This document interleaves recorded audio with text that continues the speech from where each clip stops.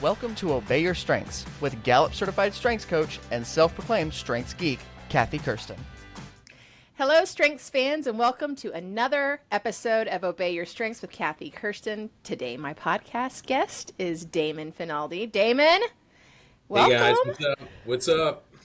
I'm so excited to have you here today. You're zooming in today to be with me from New Jersey, correct? Yes. Whereabouts are you in New Jersey? I am located in Morristown, New Jersey.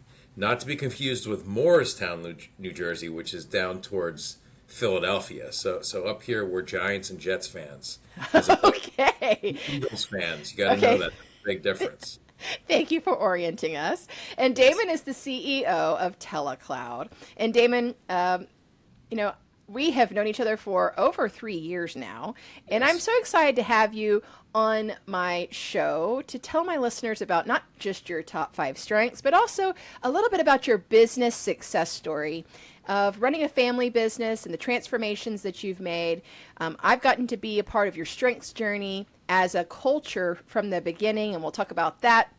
But thank you, Damon, for making time for me today. Sure. And in preparation for that, I know what your top 5 are, but will you share with my listeners your top 5 strengths? Absolutely.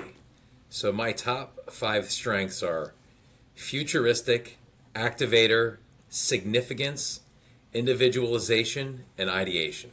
Awesome. Okay, so I've probably said this before, but when Damon called me back in 2019 and we started talking about utilizing strengths with your employee group, I will work with anyone who calls me and has a willing heart, and I like them and I think they have a great vibe and energy, which you had that in bucket loads, but you had individualization in your top 5. And every time a CEO calls me and they have individualization, it's like green flag all the way, because I know that you have already recognized the patterns in other people and you just need the terminology, the Sure. language. And so, yes, you've got individualization. You care so much about people and how they bring their unique selves and strengths and attributes to work.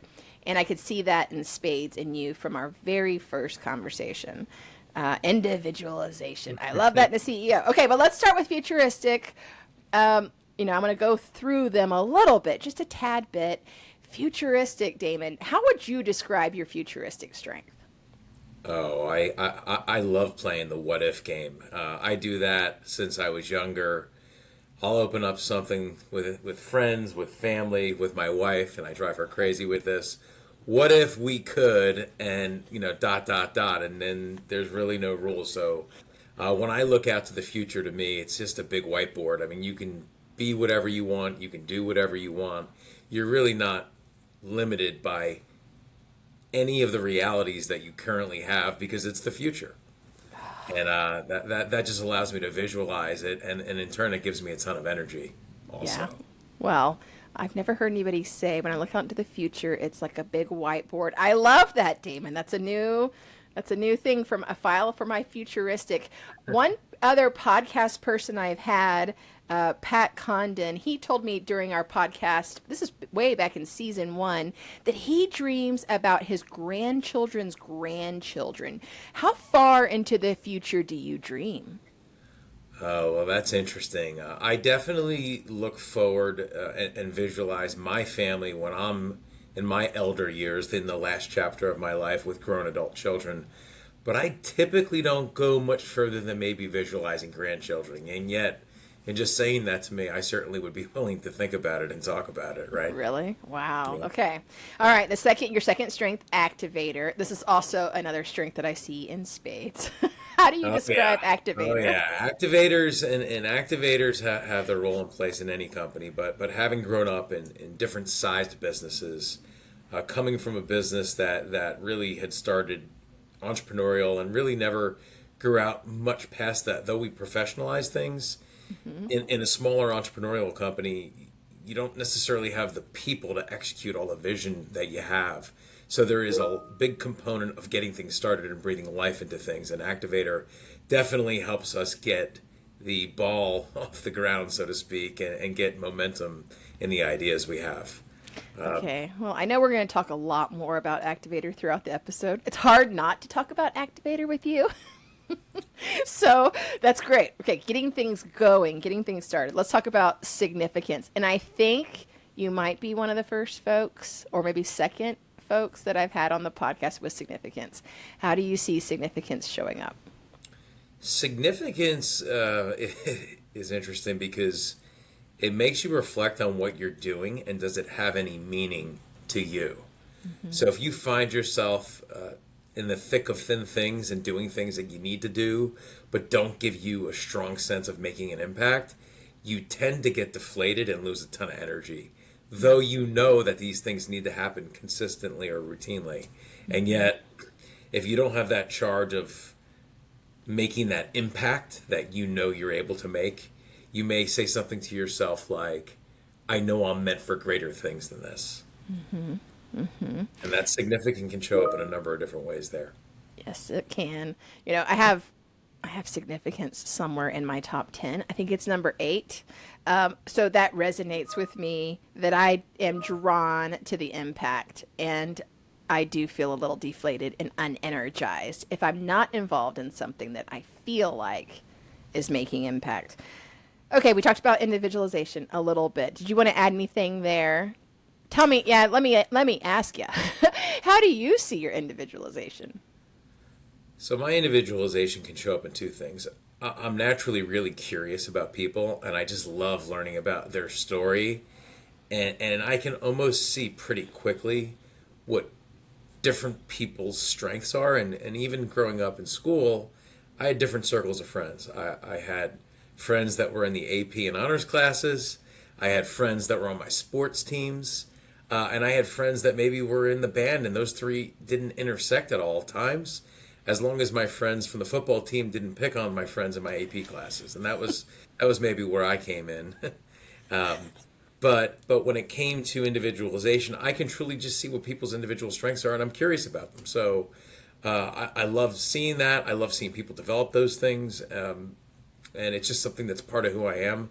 If you were talking about my mom, she would say that I'm a little bit of a chameleon because I can mirror those things in people.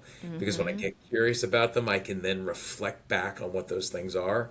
And this I've done since I was younger, and it's effortless for me. It's not something I even have to practice to do. Yeah, it's like breathing air. It is. Okay. Your number 5, ideation. How do you see ideation in yourself? Well, ideation, I mean, that, ideas turn in, our energy and vice versa. I just love ideas. New ideas that help you find a better way to do things. New ideas that just are exciting, and that's what ideas are to me. So if we're in a whiteboarding brainstorming session, I live there. I love that. You take the futuristic and those two, you add some activation in there, and I'm off to the races. I'm right where I want to be.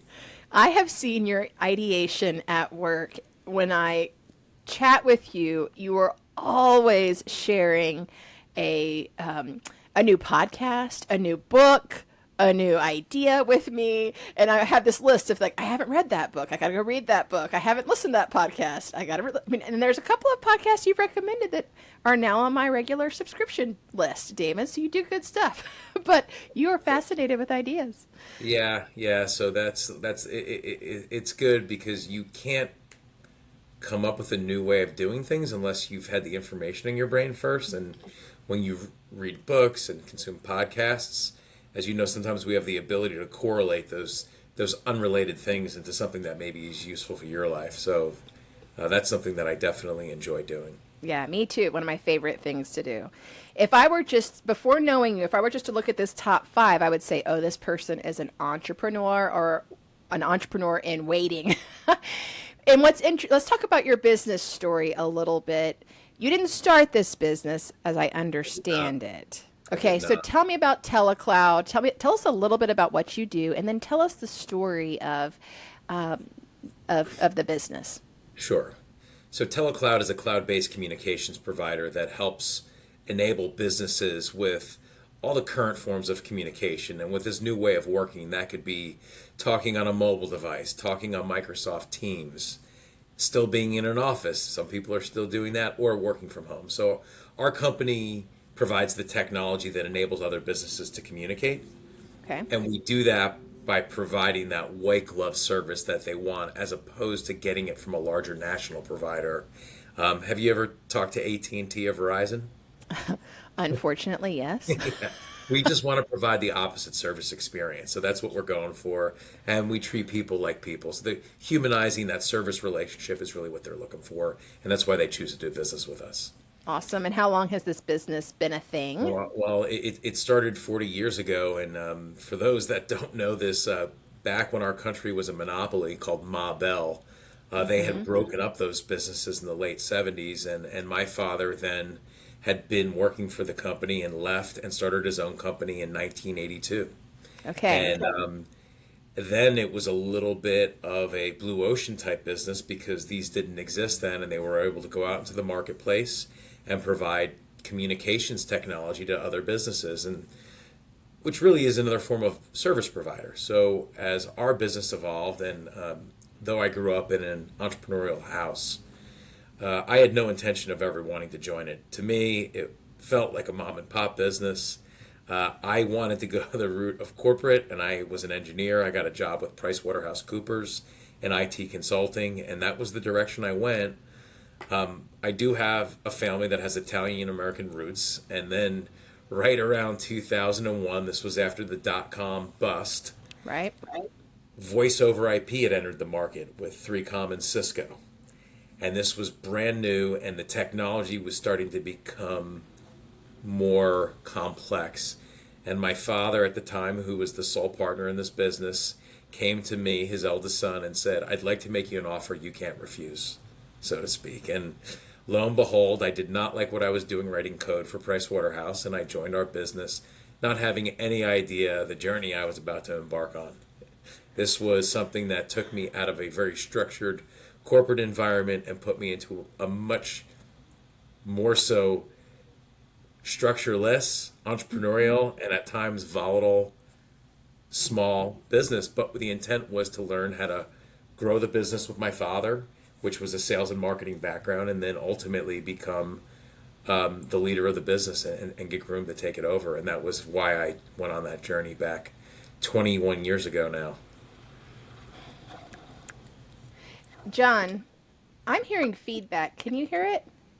Oh, now it's gone. Okay, we're going to need to edit that. Okay.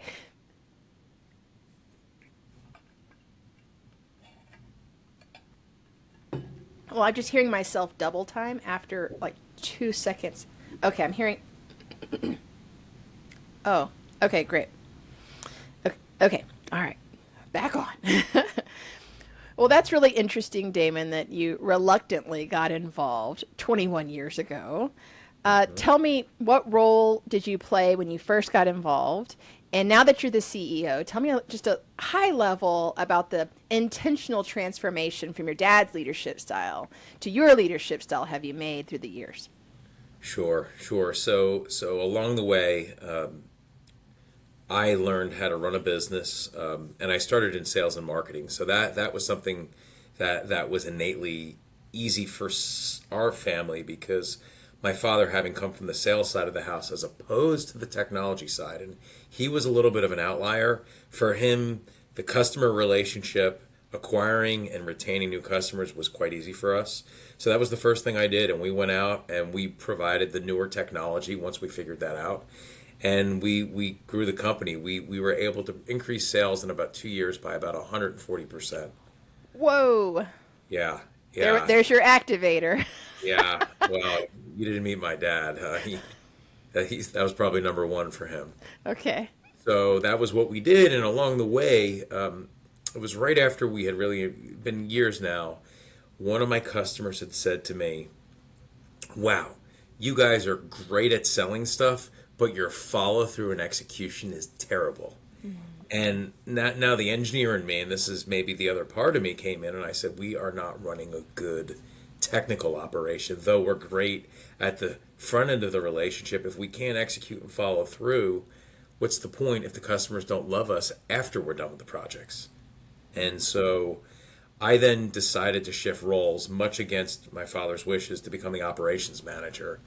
And we had joined at the time a company that ran best practices, and I learned how to run a technical operation, which now you're dead smack in the middle of management, leadership, recruiting, processes, and things that were abnormal to us because we never had the maturity to get there.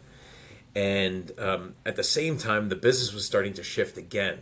Our industry was starting to move to cloud-based technology, but it was still very, very early on.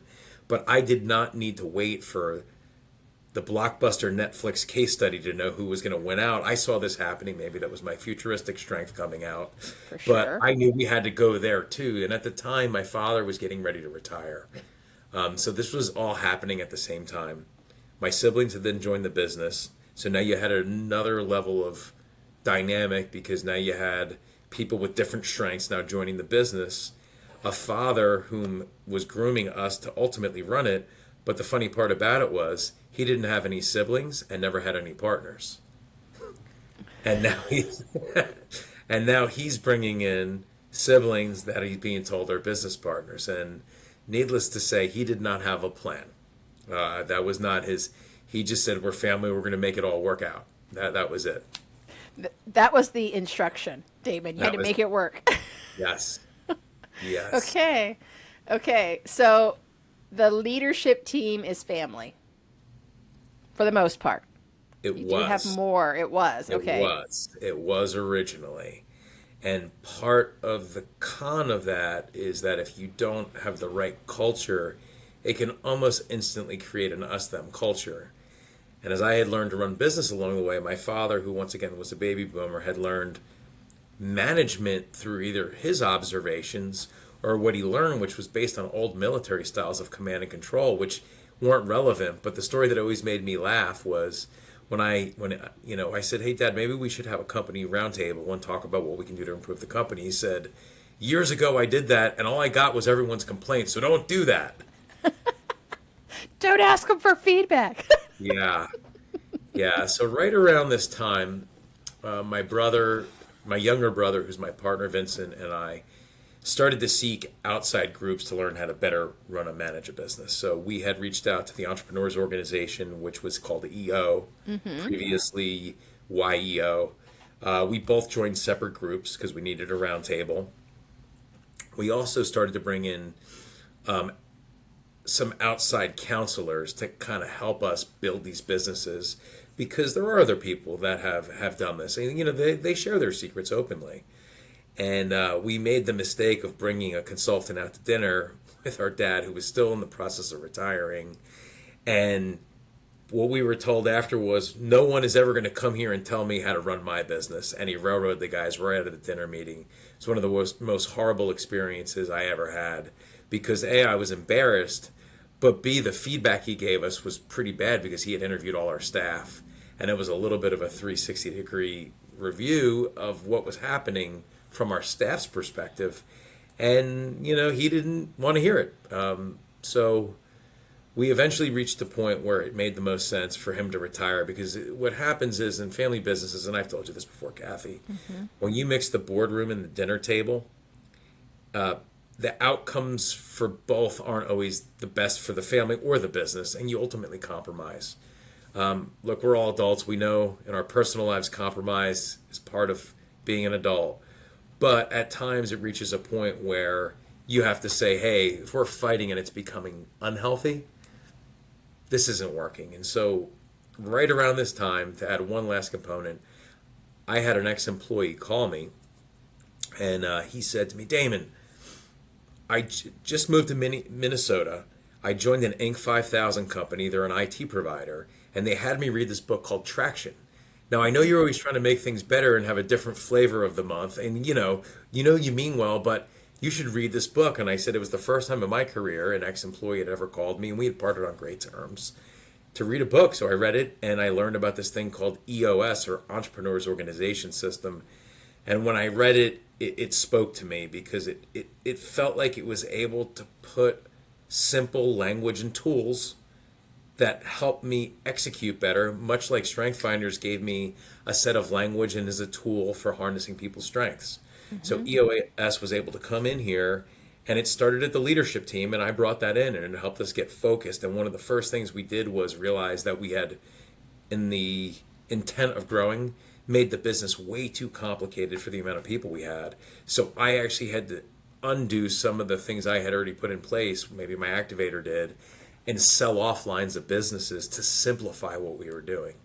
And Wow. that's something you can do overnight. Like, it takes some time to unwind things. Yeah.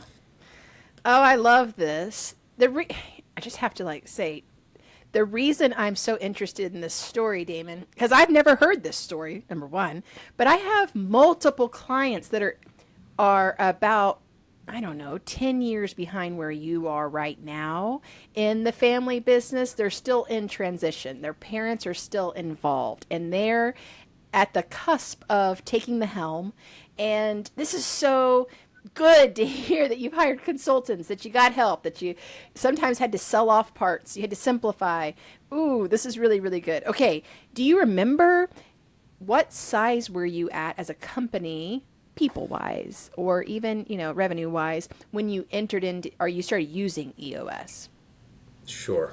I can tell you, we had around 16 people, and we were probably around $2.8 million, but the business model was also the older business model, which was project based instead of recurring revenue based. Oh, So, though we had a recurring revenue component, it was a smaller percent of our overall gross sales. And part of the reason I was holding the business back was because I was unwilling to hire new people while we had a leadership transfer going. So I was holding the business back intentionally, because if I introduced anyone to it, they very well could have gotten a situation where I had asked them to do something, and 3 hours later, my father told them something else to do that was in opposite. And I just said, how can I bring people into the company like this? It's unhealthy. yeah. And EOS, the one thing about it is it's all about being open and honest and getting to organizational health. Mm-hmm. So that for me was meaningful, because we needed to bring in outside help. And anyone that is going on this journey, there is so many resources available either in the EOS community or outside of it to help moderate this stuff. Because when you can take some of the emotion out of it and you ask a question that maybe is futurist based of what is your wishes down the road? And for someone that's older, they do have those wishes, because all of us are going to exit our business either Absolutely. intention either intentionally or in a Mm-hmm. pine box, right? Yep, that's And right. and if someone truly loves their family, and most of us do, and they're getting in their own way, if they talk about what do they want to say in exercises, what do you want us to say about you at your funeral, and some people can't deal with it because they know the answer they're probably going to hear isn't what they want, Mm-hmm. but they have the chance to do something about it now, and that maybe is where I look at things long term. But I'm always keeping that in the back of my mind as we're doing things, because relationships that matter, you do take a long term lens on them, and having that perspective helped us navigate through there, because we asked my dad, what are your wishes, and he knew it was time, but it wasn't a simple, you know, it's simple to say, not easy to do, like many things in life. Right, right. And now I'm just getting nosy, but about how many years did it take for your dad to really let go? It took probably a bit, like once he signed all the paperwork, uh, he was willing to stop having the mental responsibility of being the leader. I had already been doing much of the work Mm-hmm. originally, Mm-hmm. and if we use that EOS model, you'll hear the word integrator, which Mm-hmm. which we can put a title on anything. Call that the general manager. Call it the person that's conducting the day-to-day details. That's the role I played in our family business. I had been doing that for years, so that was natural. I think by him mentally letting go of the leadership in the future, of feeling the responsibility of it, that took a load off of him. And at that point in time, he had had grandchildren. He started to play golf more often. They bought a place in Florida, so he was able to leave for 3 or 4 months and really enjoy, that part of his life, which is what you're supposed to do, as far as I'm concerned. Absolutely. Yeah. Okay, that's wonderful. Thank you for sharing that. I want to ask about your strength journey in all of that, when you were having to play those different roles and I can't imagine you were doing processes. It's hard for me to, because I didn't know you then, hard for me to put you in that because you're such a spark of energy. I can't imagine you documenting. I didn't say I did them well. I said I knew they had. I said I knew they had to be done. There's a big difference there. Okay, so it was a grind. It was. We did have. I did have a right hand operations guy that was able to help me follow through on there. And I've always known to build a successful team, you have to bring people in that complement your own strengths and are strong in areas that you're weak in. That came to me naturally, but as I've gotten older, it's more obvious to me than ever before. My partner, who's also an activator, anytime we start a project, I say to him, "Don't tell me how we're going to start this. I know we're great at that. Show me how we're going to follow through on this thing, and in 3 months from now, when we lose the attention and energy and focus to keep this thing going, who's owning this and keeping it? And if we don't have an answer for it, I won't do it." That is such good self-regulation. How hard is it to not do it, David? No, it comes from the taste of regret and the thousands of dollars I've wasted on failed executions, or as I sometimes refer to as my half-dug holes. For many people and you asked about business sizes, there's different plateaus in entrepreneurial businesses, and EO teaches this, but the first one is $1 million. After that, between 3 and 5 million is one of the hardest places to grow through because you have to get good at a lot of things, and you also have to delegate quite a bit at that point in time. Not only the things you're not good at, but also some of the things that maybe you are good at, and you aren't able to truly afford the management team you need until you get to about $5 million. So some people stall here, and that's where a lot of owner burnout happens because they're making money, they get comfortable maybe in their lifestyle, and now but they just can't seem to crack that nut. And EOS helps harness some of that to put that leadership team in place. And the one thing I've learned in life, it's all about the people. The better people you're able to surround yourself with, the easier things become. And if those people are doing the things that they have strengths in, something that's massively challenging for me, making Asana work for my company. I hired one person, and she was able to get it work for me in 8 days. We had A worthwhile hire. It was, but it's just because she was great at systems. Right. And she had some talents in execution. And in my company, many of us lead with the relationship themes, which is great for client services and sales. But when you need to make execution happen, you need to find those people, or else, once again, everyone's going to talk about their feelings and feel great about each other, but nothing's getting done. So you need to balance all this out in your own company. Yeah.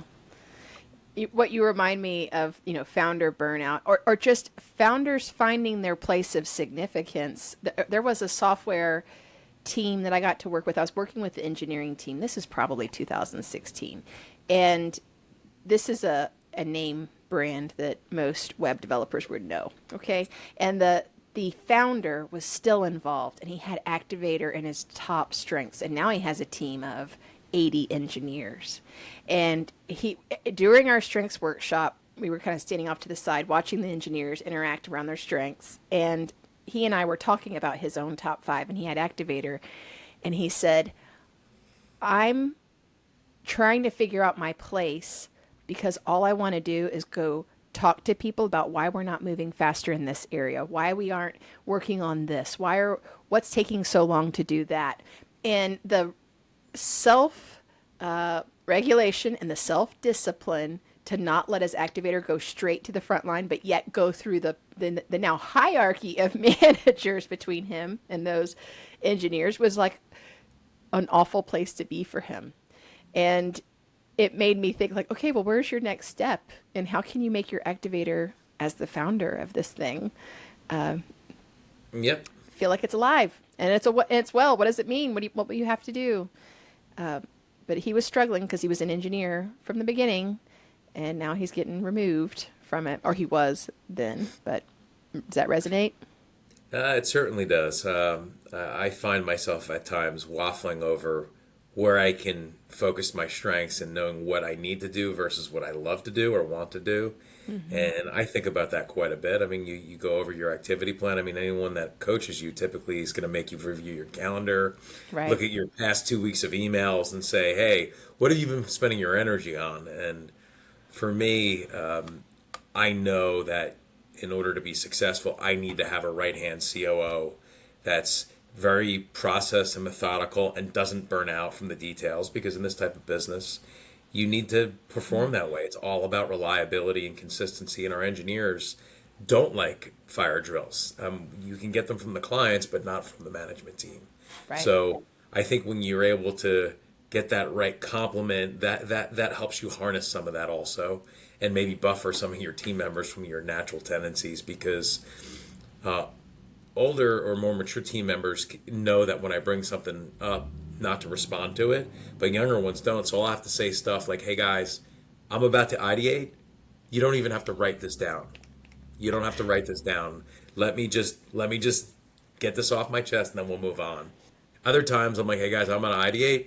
Pick up your pens. This one I want you to write down. And then I'm serious about that one. But I'll cue people up so they just know if I'm just ideating, I'm just being me. And That's what we need to do. it helps me be true to myself too. So then I feel like I'm not bottling it up. Right. So Yeah, it's got to have a release, and you never know how it's going to inspire someone, especially when you deliver it with the activator energy of why are we doing it this way? Just asking questions sometimes, ideation can help spur other people's ideas as well. I think it's a really neat talent to have ideation and activator, that combination. Okay, so partnership. You talked a little bit about having a COO now. What other key roles do you have to have around you? What do you have around you right now that you partner with? And think about strengths. Can we use strengths language? Like, who do you have around you, and what do you value for their strengths? well, on our team, I had to bring in an outsourced controller. We didn't have enough work for a full-time one, but our outsourced controller really was great at all things systems and business finance so that I can get the reports I need and get things to flow, but I don't have to know how to build it. Or I just say, provide this to me. And they had a strategic thinking theme. And in their strengths, they were quite good at looking into the details. So that's someone that helps me on my finance side. On the ops side, I already told you, having that right-hand COO really helps me on the execution theme. That's what she's great at. She also has a strength of command. Yes, she does. Yes, she does. Yes, she And brings presence. So for those who haven't heard my Chicks with Command series, command is direct and tactful for the most part, but leads people out of confusion in the shortest distance possible. Yes, with clear language. with clear With language. this, yeah, I think one of the things, like when we talk about strengths, any strength used to its extreme can become a weakness, right? If I'm futuristic and I'm to a point that nothing ever gets conceptualized or executed upon, it You're a doesn't help dreamer. business. I'm a dreamer. Yep, Yeah. just a dreamer. Yep. Yeah. If someone has command, but then they're using it like a sledgehammer every day because that's their strength. I mean, they can ruin, if there's people with a relationship theme around them, they can burn all those relationships and they won't want to work there. So you're back to then you don't have a team. Yes. So Yes. you have to balance all those things out. And Yes. self-awareness is definitely key to any good leader or manager. If you're not self-aware and can't reflect upon yourself, you're not going to go very far in that type of role. That's true. And I say command because I love it, where I go, oh yeah.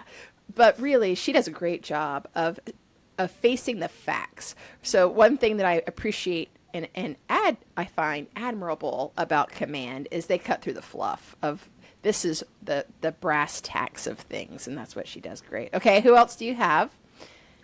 I have engineers that work for me. They're not on the leadership team. The ones I have right now are quite good at getting things done. I had a previous lead engineer that we had known maybe he wasn't great for the lead role, but he had the the knowledge, The technical chops. and ability to do it. And so in me trying to create openings for people and seeing maybe what he could become, we said, hey, do you want to take this role? And then we brought in strengths, and you and I had a pretty frank conversation about some of his strengths maybe didn't put him in an ideal situation to be a role, because what I found at times, and this can happen with a lot of engineers, that they can become their the biggest critics in the room. And it ends up almost becoming a measuring stick of not who's right and getting the most work done, it's who's wrong the most. And that's what they like to talk about. And that drives me nuts, because though we have to debrief on mistakes, not as the main theme of the day. We got stuff to do here, not talk about everyone else's mistakes and why they don't make them or why they would have avoided making them. Yes. And you questioned me about that. Well, how did you word that again to me? You said, Well, it was, one common strength theme, or I guess I would say duo of themes, is restorative and analytical. And they can see problems before they see solutions. Analytical wants to argue about the data. So it's very common for engineers to fight. And I don't mean fight, like truly fight. I mean just argue or spend time talking about the data. And there's an element of precision if they have strategic in there too, right? Where they want to precisely create a plan that's going to work. It's going to fix all the problems and not have any problems. And then this becomes just a culture, this engineering culture of strategic, restorative, analytical, lacking the relationship strengths, right? Where we can just get mired in problem solving mode or problem resistance mode. And so it's just something that, you got to have other strengths pulling us out of that if we get in that quagmire of restorative, analytical. Well, I appreciated your coaching there. And that was one of the things that when I first had met you that I loved, because when I first learned about this curriculum at my Entrepreneur's Master's program, I knew I had to bring it into the company, and just having done stuff, I knew that when I try to self-implement, I'm missing someone that can really read the sheet music. I mean, I can read it, but I'm a novice. And when I learned about your experience with Rackspace, and how many engineers have you seen in your career? I mean, is it hundreds or thousands at this point? Thousands. Yeah, thousands. I'm the engineering whisperer. Just kidding. Yeah. So by you having that background, I just said to myself, wow, we have a technical company. I really want to get this part of the business right, because then we can go build on top of it. And some of the insight you gave me into my own company wasn't once again, I maybe knew some of it, but I didn't have the vocabulary or the way to think about it all the way through. And the one thing I've learned from you, and I've learned from anyone that's learned anything about strength finders, is they're going to show up whether you want them to show up or not. So you better learn what they are, because they're there and they're not going away. That's right. And you did a great job, Damon, inside the company of keeping it alive and well, keeping the Strengths Finder, beating the Strengths Finder drum. So I work with your sister. She's in HR. You didn't mention her. Let's talk about Kara. Sure. So in Texas, we call her Kara. What do you call her? We call her Kara. You don't. I thought you said Kara. Yeah, Kara. Yep. Kara. Okay. Well, my Texan accent. Okay. So I adore her, but she has empathy. Doesn't she have empathy in her top 5 strengths? That's Harmony. her number one. So she's in a great HR role and helping. Harmony, includer. These are all, she leads with relationships. She wants to talk about energy before we talk about anything else, and what she feels. And I love talking to her. Yeah, she exudes it. I love it about her, but she owns that onboarding program for you folks. And she does a great job of making sure that any person who's added to the team gets their Strengths Finder in their first 90 days, gets a chance to talk to me outside the organization, just to get a little, like, what is this strengths thing? A lot of these times, these folks are saying, I'm not sure why they made me take this assessment and what are they going to do with it? So I bring the disclaimer, but then we can put them on the team grid, and then we can look at the holistically, like, what talents do we have in this organization? We can break it down to the smaller teams that they've joined, if they're in operations or if they're in sales. It really is a great way to take the shortcut on figuring out what this person does best or how they're going to show up. And so I just want to give you kudos, because you've done a really good job of keeping that going. Thank you. So going to Kara and the role she's playing, she's excellent at that role. She was on the leadership team for a short time, and then based on EOS, she didn't really own that leadership role. So it didn't make sense for her to have to really invest her time on a weekly basis in our leadership team meetings. And it wasn't because she doesn't have value; she does, but she just wasn't performing at that level. So we said, hey, stay at your team level. You still can participate here. You still have an awesome role to play, but we're going to give you time back, and it's just not needed. So that was one of those harder conversations that you have to have. But if you're being honest to the business and the person, that's what makes the most sense. And when you look at what's best for the business, and you ask that question, those answers tend to be obvious. But when you're in a family company, sometimes those conversations can be a lot harder than they can be outside of a family company, because then you will then go on to say, are you hosting Thanksgiving or am I this year? Right. You got to also have those conversations too, You got to have David. those conversations too. Well, I think it's a great, and we can kind of wrap it up here in that this is the way that you are managing your business, the way that you get to fit roles with your strengths, and you get to, in the time, she's a mom like I am. Her and I always, because she has Maximizer too, doesn't she? Yes. Okay. Yeah. Me and her always talk, like, we're Maximizer moms. I'm not in the corporate world all the time right now. I miss it, but man, every day at 3 p.m. I am at home with my kids and I'm running their lives to the maximillion. And so this is the season I'm in, and her and I have talked about that a lot. And maybe I should have her on my podcast. We'll talk about Maximizer moms. But this is, what a great leader, an intentional leader can do, and how they can build a business by fitting roles around people's strengths, around their seasons of life. It can't always be done. You got to do what's best for the business because you want to stay afloat. But we have more latitude than we normally give ourselves credit for. So thank you for running your business like that, Damon. Well, thank you. Yeah, you bet. Well, okay. If there's one strength you have to obey, and by obey, I mean you can't make it go to sleep. You can't turn it off. You have to bring it to work with you every day. It's a part of your essence. Which strength is it and why?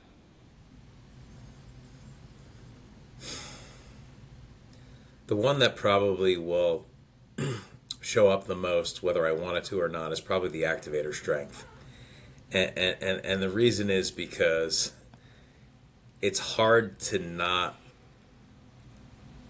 jump in to start something, especially if you're starting to feel overwhelmed with too many things to do. Mm-hmm. You'll then you'll go after it. You'll try to do it all, and that can get frustrating, because if you don't, then you feel either guilty or possibly even frustrated that you're not doing that, and you're in conflict. Mm-hmm. And that's a frustrating place to be. I know that resonates with so many activators that are listening.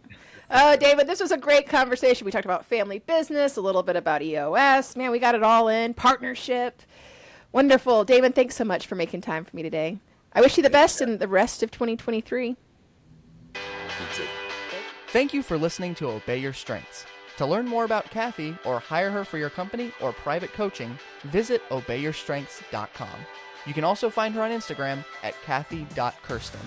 Obey Your Strengths is produced by Kersten Consulting, LLC, in association with Game Day Media out of San Antonio, Texas.